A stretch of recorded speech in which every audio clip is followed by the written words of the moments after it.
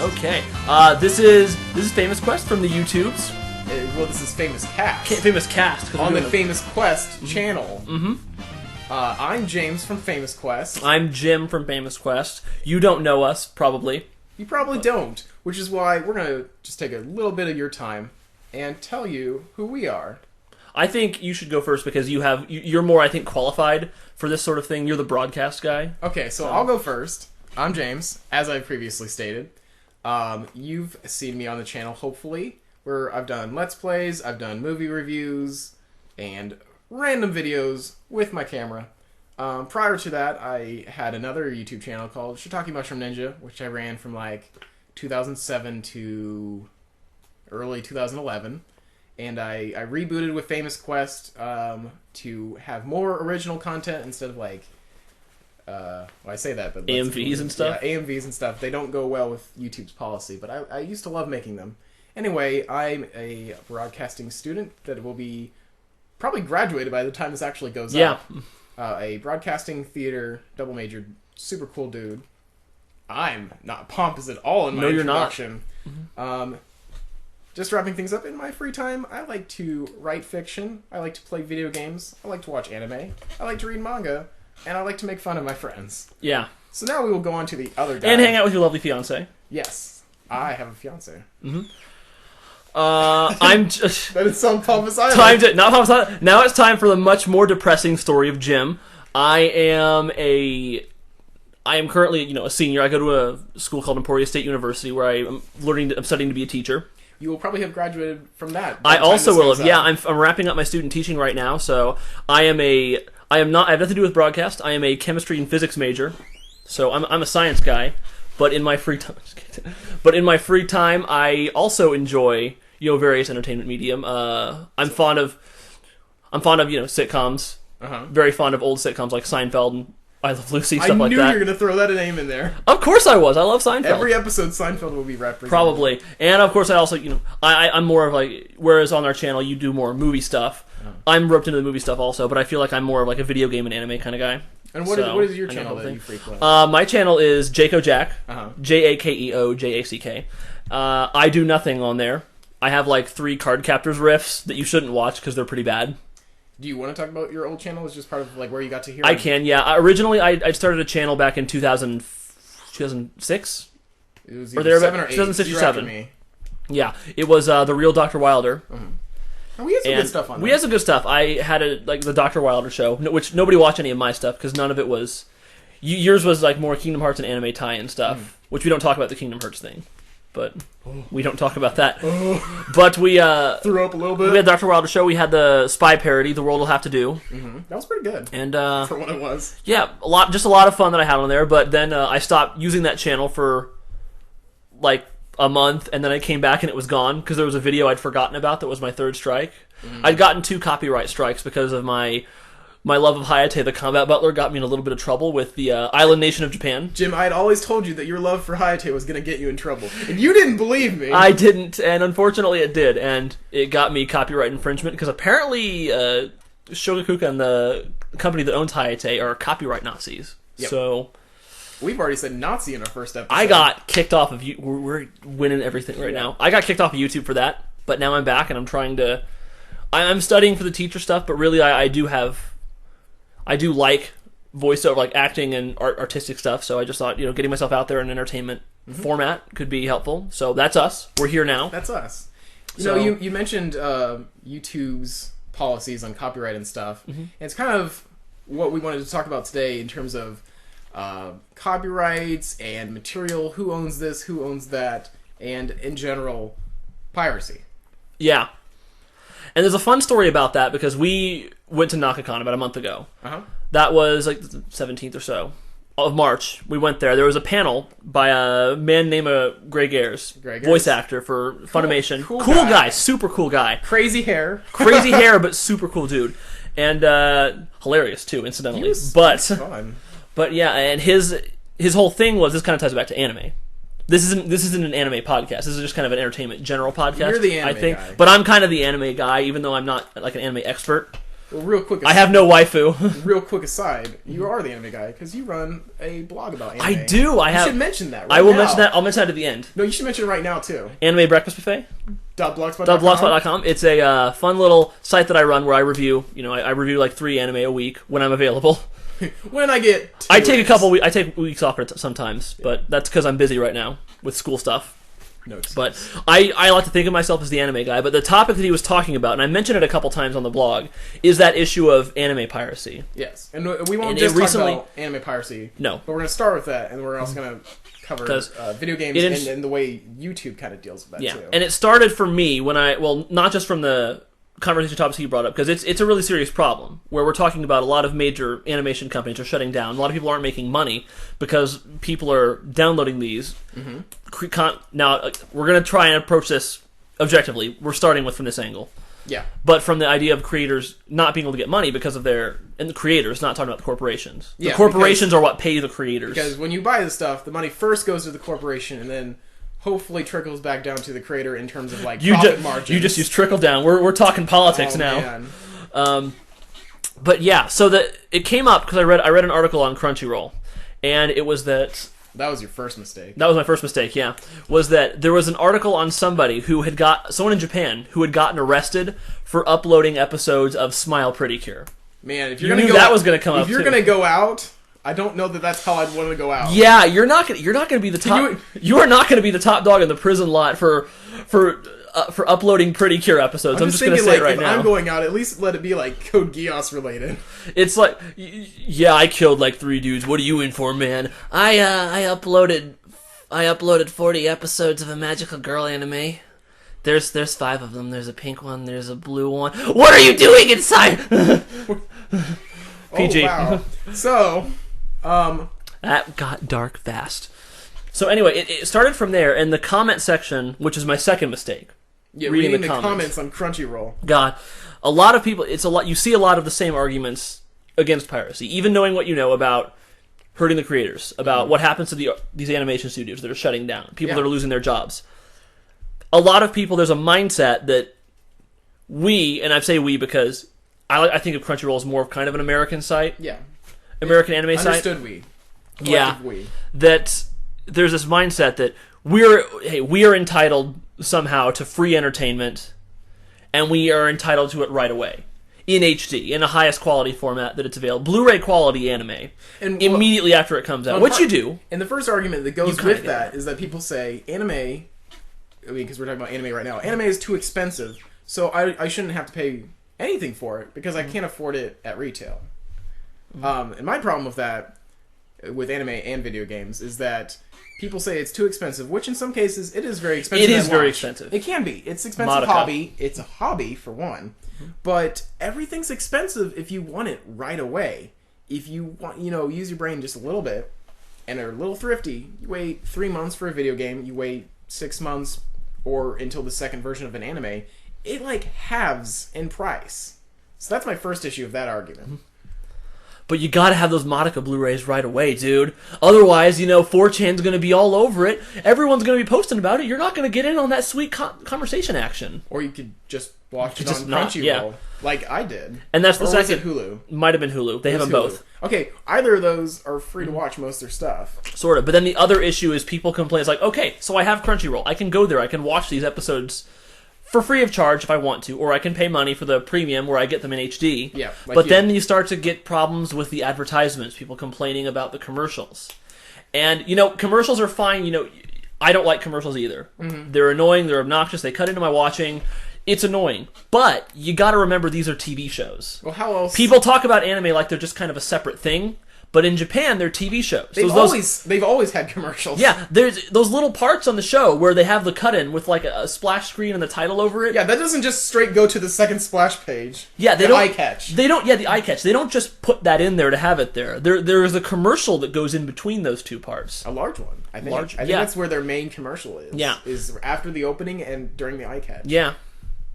So that's kind of on the anime side of things. Yeah. The arguments that you see there. Well, I mean, I will agree that ads are getting more invasive, and Hulu is purposefully, they're very long, deliberate ads, as opposed to YouTube, it's like, oh, you can skip it. However, that's the whole point, is that you have long ads that are close to the amount if you were watching on television. Yeah. But then the problem comes from Hulu Plus. At least on Crunchyroll, if you pay the price, you don't have to. If you pay for the premium membership on Crunchyroll, you don't have to watch ads. Yeah, there are no ads. That's the other benefit. But for the front page, there's no ads. But for Hulu, if you pay their Hulu Plus subscription fee, you still have ads. Yeah, you're paying mostly only for the privilege of watching it in HD and to watch it on devices. And there's a few things that are exclusive to Well, it. yeah. But nothing that I had an interest in. Nothing, yeah.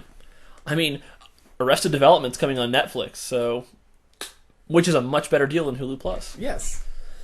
But anyway, that's another issue, obviously. The advertisements, people complaining about that. And that ties in somewhat, I think, the idea of ad revenue, them just wanting to get more money out of us. People are...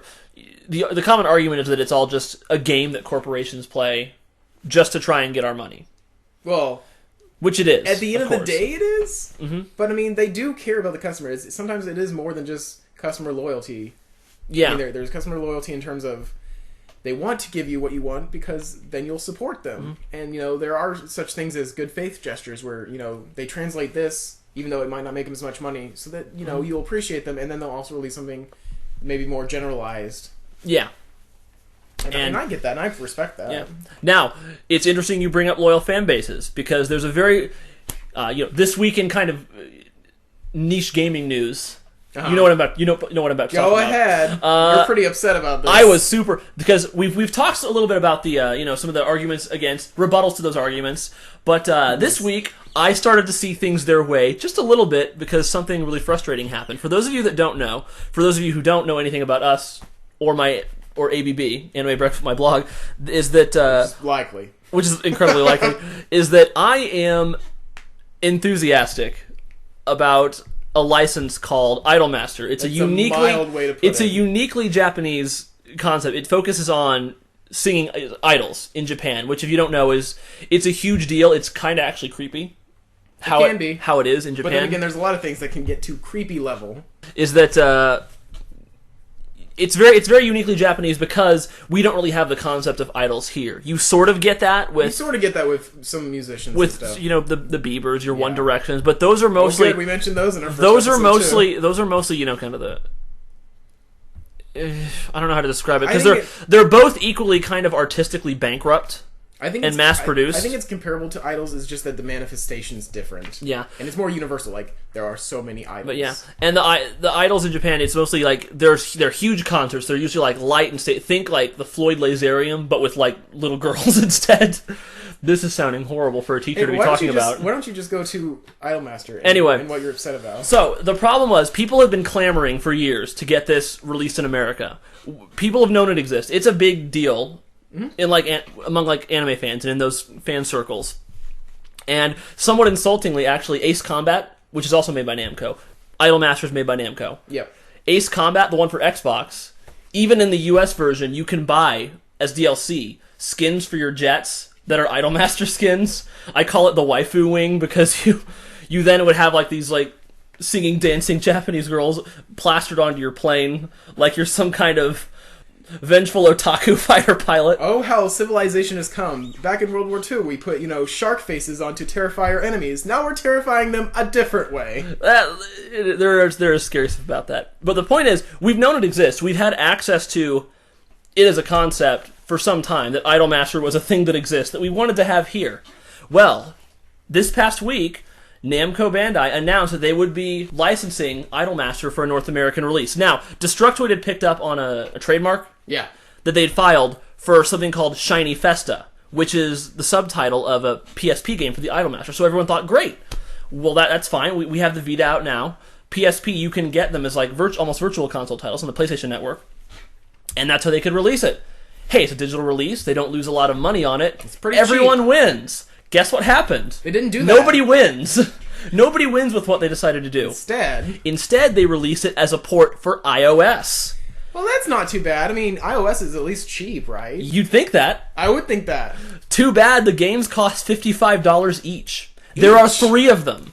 And for each of them, you pay $55. And it's not Idolmaster is like a training and simulation game, so you like raise and level up your idols through performances. They get bigger and bigger nationwide, and you give more and more elaborate concerts with more and more advanced set lists. This one does not have the simulation aspect. It's a straight music game. So it's all just concerts and doing the actual songs. And there's they have anime OVA episodes, like one single anime episode to come with each game. But you get all of that for $55 for one, and there's 3 of them. It's over $160 some to play them all. 165. Yeah, I did the math. Yeah, Just and now. there's DLC. Well, of course there is. 165 without the DLC. But we're not going to talk about DLC because that's a topic for another day. And so it's those obscene prices that I think is what drives people to do that sort of thing. They're pricing themselves out of the market like they did with the anime crash, I think.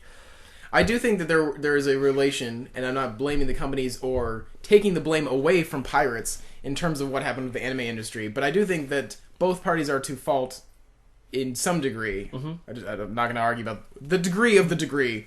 Mm-hmm. But yes, the anime companies are now learning a lot of new ways to make money that they probably should have done earlier, such as the days of having huge, expensive, first volume collector sets. Those are long gone. People don't want to pay that much money for something like that. I did for Bakano. Well, sure, but people don't want to do that most of the time. What they want now is they want a full season or a collection. Mm-hmm. Maybe it's half a season. They want that, and they want it for a reasonable price. As the main thing that you're releasing. Mm-hmm. If you want to have a special thing through your website, people probably would do that, and people like figures and stuff. But they're not going for a huge, expensive introductionary set. Yeah. People are cautious now because there's a lot of crap that's also gotten localized. And Greg Ayres talked about that in the industry too, because of the issues of all these companies crashing, anime's losing money and the only things that are getting licensed are what I would call the crappy shows, which are the safe shows. Yeah, he described them. The anime is getting more generalized and homogenized in order to mimic other shows' success, to recoup losses from. Yes. So that's where you get your Lucky Stars, your K-ons, your Girls Bravos. You watched all of those. No, I have not watched Girls Bravo. Oh, okay, that's different. That makes it okay. Yeah. Your Najika Blitz Tactics, which you're familiar with. I'm not. That was one of the worst purchases I ever made. Yeah, but in terms of smart financial decisions, I think that Funimation was one of the first companies to. They were one of the first companies to put stuff on their website. Yeah. Not the whole thing, and usually it was just subbed, and then people would watch, and they're like, "Hey, this is good." It's and they're making money off it because there's commercials in there, and people didn't mind that as much. Yeah. Well, it wasn't that much. It was in the beginning. Yeah, and then people, it's basically also advertising for itself for the DVD release, and then people did that, or they would download it from iTunes. That's how I got Gunslinger Girl. That's how anime companies are starting to do is digital releases for a reasonable price, which is nice. Because I'm a lot more sensitive to stuff like Shiny Fest, to those obscenely high prices for these anime goods, because I'm not in high school anymore. I can't just ask for money by being good and get some. Is that how it works? I can't just clean my room for a couple weeks and get money to buy Bakano Volume 1 in the big box. Man, I practically didn't even get money in high school. I did. But now I'm not independent. Now we're I'm not making money. College where we buy ramen instead. I still live at home because I'm student teaching. It's more economically efficient for me to live at home right now. But I can't just ask for. I can say, "Hey, Mom, can I have $20?" She'd be like, "That's funny, Jim. You're funny."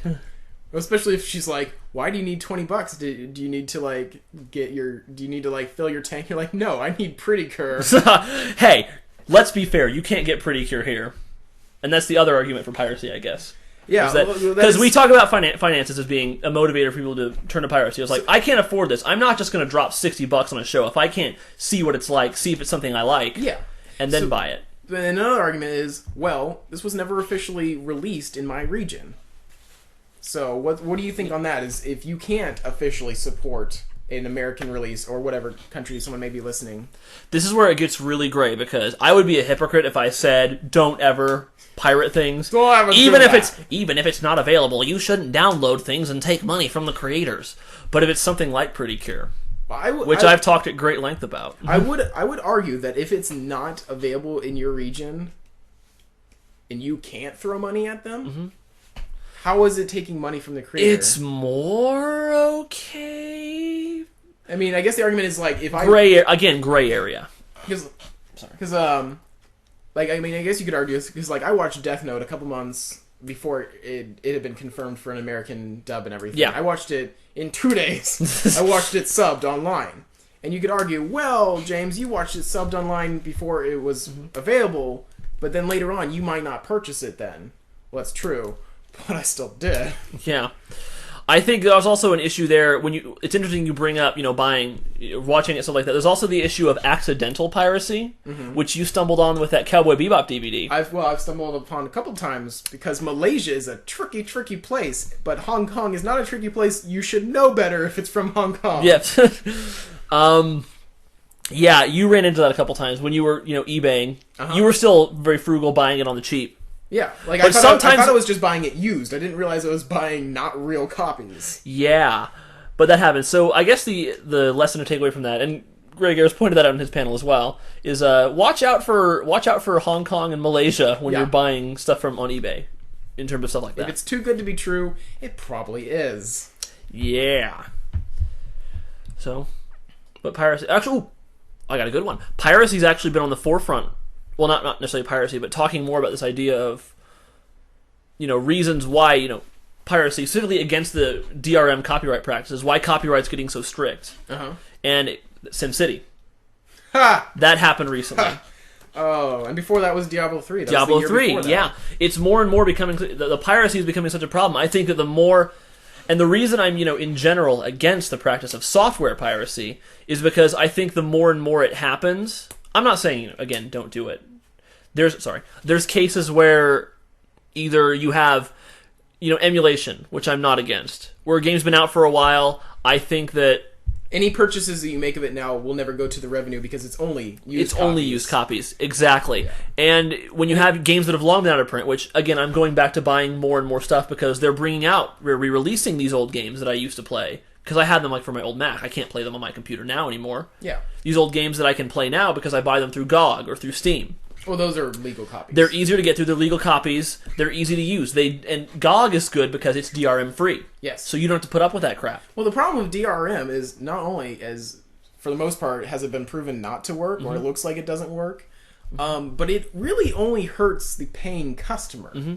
How is that anti-piracy? And that's that's actually like pro-piracy almost. And that's what I'm bringing up because you're starting to have more and more. It's a vicious circle. It's a snake eating its own tail. It's the Ouroboros from every kind of mythology ever. From everything. Ouroboros is pretty common now. It's the Ouroboros. We have piracy that becomes a problem. Companies take action with these extreme, almost draconian measures. And that makes And that makes more pirates. People aren't going to put up with that crap, so they look for crack copies. They try and modify the copies they have so it's not a problem. Then people pirate more, than they say, oh, this isn't working. We must not be doing it hard enough. Yes.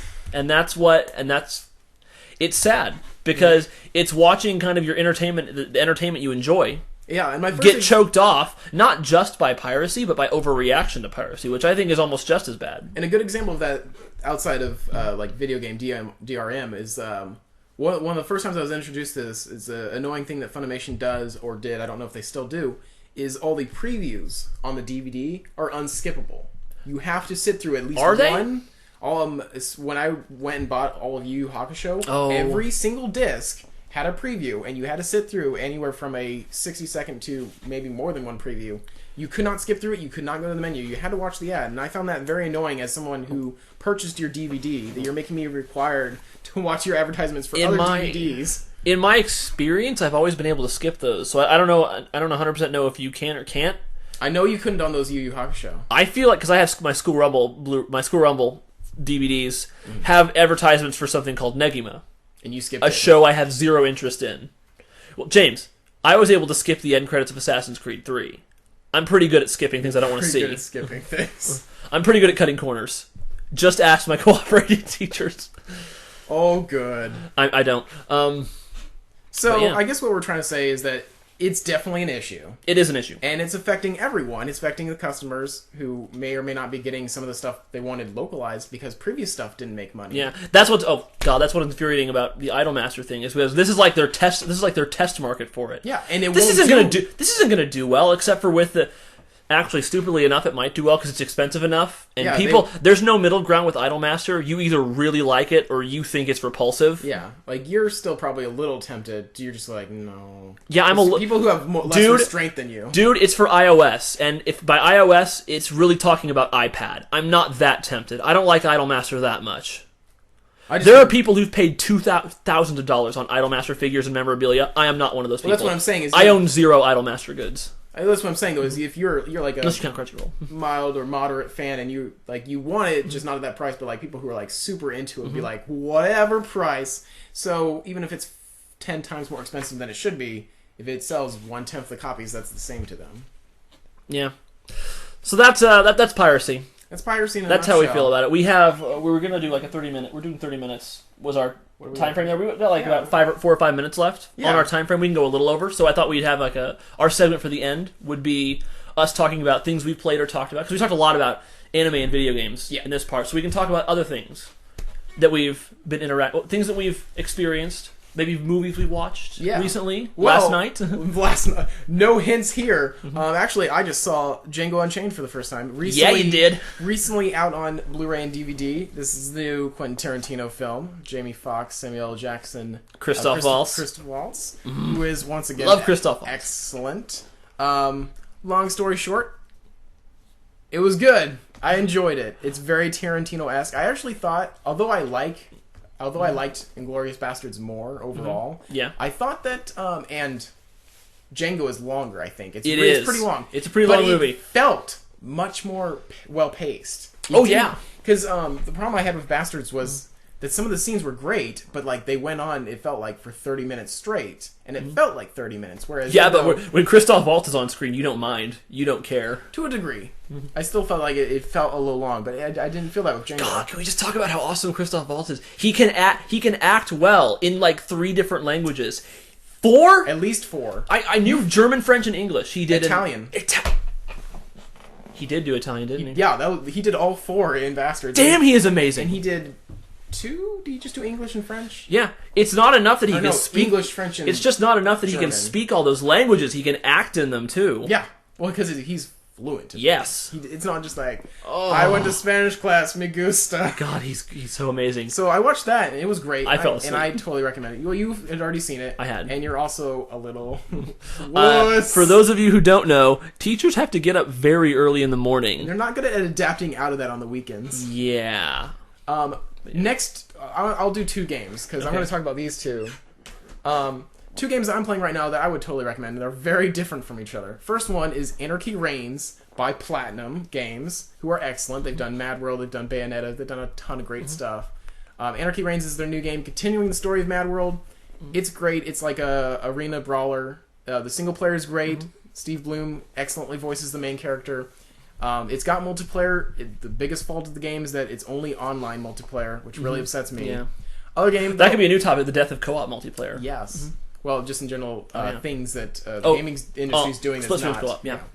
And the other game I'll talk about briefly is Ni no Kuni: Wrath of the White Witch. We finally got it. I know you're not big on Studio Ghibli, but I am. Don't say that. I don't want to get crucified. I don't hate Studio Ghibli. I'm just I said you're not big on it. Okay. And that's true. And the more people know about you and are warned early, the better. Yeah. But this is a game by Level 5, who are also excellent developers and have a lot of experience with cel-shading. It's a beautiful game. It's a very pretty game, yes. It's a very pretty game. I like the combat. Could it be a little bit more in-depth? Maybe. I'm about 15 hours in, and I would recommend it so far. Recently dropped in price to $40, so that's not bad. That is not a bad deal.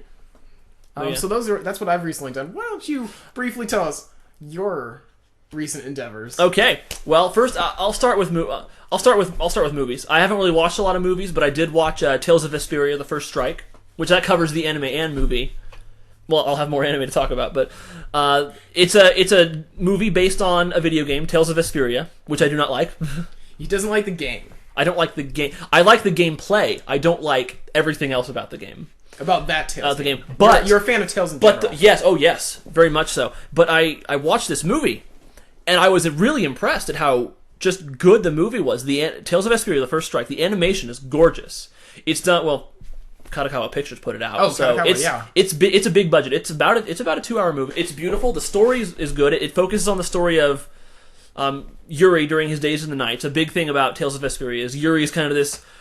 This is a prequel? It's a prequel, yeah. Okay. Yuri's kind of this, like, not slacker, but he's kind of aloof and a sort of criminal. Who used to work for the Knights. I hope he's a better sort of criminal than the character of Les Miserables. Oh no, I stole bread. Oops.